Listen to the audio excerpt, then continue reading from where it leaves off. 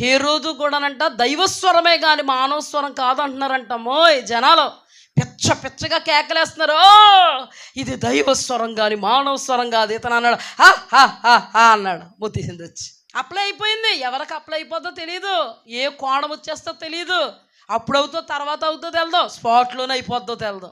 దేవుడు డిక్లేర్ చేశాడు, పురుగులు పడిచొచ్చెను. దేన్ని బట్టి అతిశయించుకో, దేన్ని బట్టి గర్వించుకో, నీకున్న దాన్ని బట్టి గర్వించుకో, లేని దాన్ని బట్టి దేవుణ్ణి నిందించుకో, అది పాపమే. ప్రతి దాన్ని బట్టి దేవుని స్తుతించి, నీకు ఇచ్చిన తలాంత కృపావరమ, నువ్వు దేవుళ్ళు వాడబడుతున్నావా, నేను కాబట్టి అన్నావా, అక్కడే పడిపోయావు నువ్వు. నా వలన కాబట్టి, నేను కాబట్టి, నా వలన నేనే అని పరిస్థితి ఎప్పుడైతే వచ్చిందో, రాజ్యాలైనటువంటి నెబుకద్నెజరు రాజును సహితము గడ్డి తినిపించిన వాడు మన దేవుడు న్యాయాధిపతి. జాగ్రత్త, గర్వించుకో.